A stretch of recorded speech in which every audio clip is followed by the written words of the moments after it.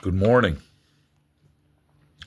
A reading from the Gospel of Matthew, chapter 23, heading, Woe to the Scribes and Pharisees. Then Jesus spoke to the multitudes and to his disciples, saying, The scribes and the Pharisees sit in Moses' seat. Therefore, whatever they tell you to observe, that observe and do. But do not do according to their works, for they say and do not do. For they bind heavy burdens hard to bear and lay them on men's shoulders, but they themselves will not move them with one of their fingers. But all of their works they do to be seen by men. They make their phylacteries broad and enlarge the borders of their garments. They love the best places at feasts, the best seats in the synagogues, greetings in the marketplace, and to be called by men, Rabbi, Rabbi. But you do not be called Rabbi, for one is your teacher, the Christ, and you are all brethren. Do not call anyone on earth your father, for one is your Father, he who is in heaven. And do not be called teachers, for one is your teacher, the Christ. But he who is greatest among you shall be your servant. And whoever exalts himself will be humbled, and he who humbles himself will be exalted. But woe to you, scribes and Pharisees, hypocrites, for you shut up the kingdom of heaven against men. For you neither go in yourselves, nor do you allow those who are entering to go in. Woe to you, scribes and Pharisees, hypocrites, for you devour widows' houses, and for a pretense make long prayers.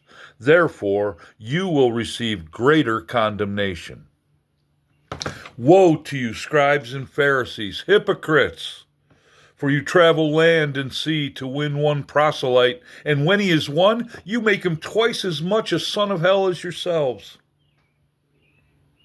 Woe to you, blind guides, who say, Whoever swears by the temple, it is nothing. But whoever swears by the gold of the temple, he is obliged to perform it. Fools and blind! For which is greater, the gift on the altar, or the altar that sanctifies the gift? Therefore, he who swears by the altar swears by it and by all things on it. He who swears by the temple swears by it and by him who dwells in it. And he who swears by heaven swears by the throne of God and by him who sits on it. Woe to you, scribes and Pharisees, hypocrites! For you pay the tithe of mint and anise and cumin, and have neglected the weightier matters of the law, justice and mercy and faith. These ought to have done without leaving the others undone. Blind guides who strain out a gnat and swallow a camel. Woe to you, scribes and Pharisees, hypocrites, for you cleanse the outside of the cup and dish, but inside they are full of extortion and self-indulgence. Blind Pharisee, first cleanse the inside of the cup and dish, that the outside of them may be clean also.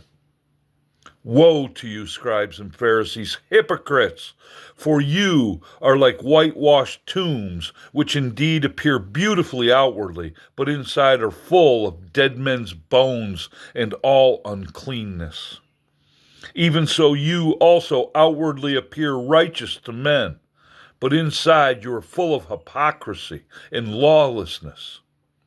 Woe to you, scribes and Pharisees, hypocrites, because you build the tombs of the prophets and adorn the monuments of the righteous, and say, If we had lived in the days of our fathers, we would not have been partakers with them in the blood of the prophets.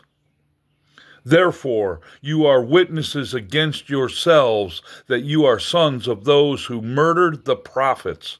Fill up, then, the measure of your father's guilt. Serpents, brood of vipers, how can you escape the condemnation of hell? Therefore, indeed, I send you prophets, wise men, and scribes. Some of them you will kill and crucify, and some of them you will scourge in the synagogues and persecute from city to city, that on you may come all the righteous blood shed on the earth, from the blood of righteous Abel to the blood of Zechariah, son of Berechiah, whom you murdered between the temple and the altar. Assuredly, I say to you, all these things will come upon this generation. O Jerusalem, Jerusalem, the one who kills the prophet and stones those who are sent to her. How often I wanted to gather your children together as a hen gathers her chicks under her wings, but you were not willing. See, your house is left to you desolate. For I say to you, you shall see me no more till you say, Blessed is he who comes in the name of the Lord. Matthew chapter 24, heading, Jesus predicts the destruction of the temple. Then Jesus went out and departed from the temple, and his disciples came up to show him the buildings of the temple. And Jesus said to them, Do you not see all these things? Assuredly, I say to you, not one stone shall be left here upon another that shall not be thrown down. The sign of times and the end of the age. Now, as he sat on the Mount of Olives, the disciples came to him privately, saying, Tell us, when will these things be? And what will be the signs of your coming and of the end of the age? And Jesus answered and said to them, Take heed that no one deceives you. For many will come in my name, saying, I am the Christ, and will deceive many. And you will hear of wars and rumors of wars. See that you are not troubled, for all these things must come to pass, but the end is not yet. For nation will rise against nation, and kingdom against kingdom, and there will be famines, pestilences, and earthquakes in various places. And these are the beginning of sorrows. Then they will deliver you up to tribulation and kill you, and you will be hated by all nations for my name's sake. And then many will be offended, will betray one another, and will hate one another. Then many false prophets will rise up and deceive many.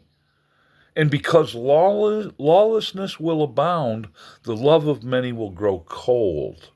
But he who endures to the end shall be saved. And this gospel of the kingdom will be preached in all the world as a witness to all the nations, and then the end will come. Second heading, the Great Tribulation. Therefore, when you see the abomination of desolation spoken by Daniel the prophet standing in the holy place, whoever reads, let him understand. Then let those who are in Judea flee to the mountains. Let him who is on the housetop not go down to take anything out of his house. And let him who is in the field not go back to get his clothes. But woe to those who are pregnant and to those who are nursing babies in those days. And pray that your flight may not be in winter or on the Sabbath. For then there will be great tribulation, such as has not been since the beginning of the world until this time, no, nor ever shall be. And unless those days were shortened, no flesh would be saved. For the elect's sake, those days will be shortened.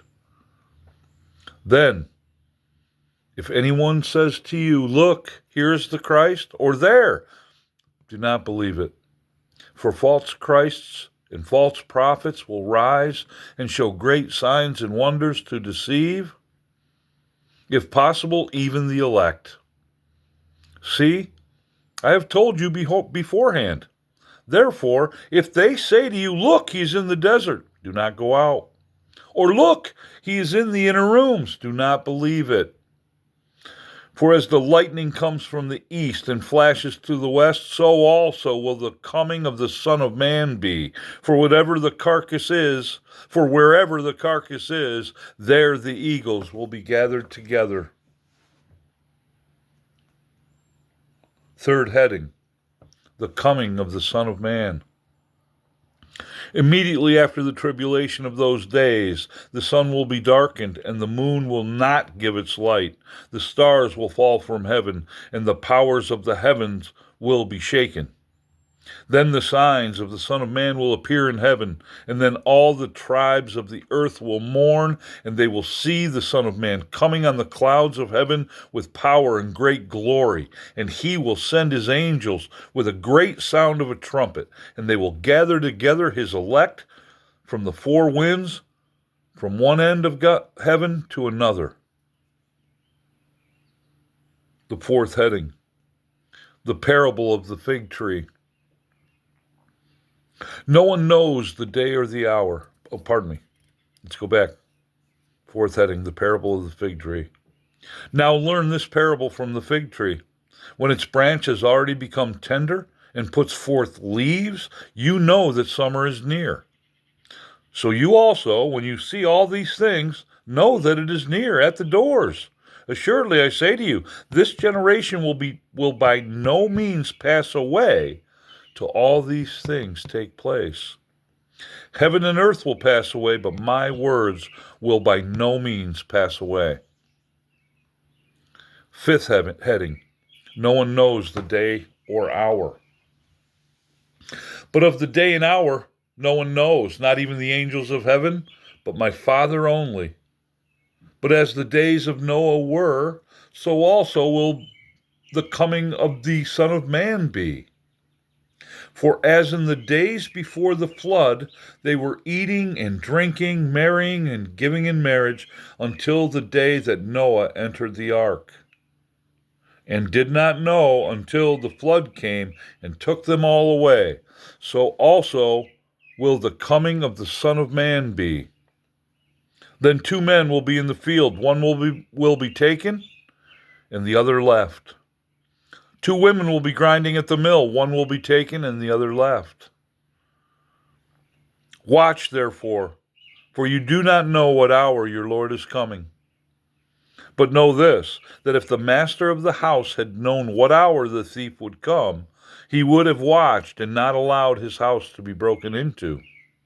Therefore, you also be ready, for the Son of Man is coming at an hour that you do not expect.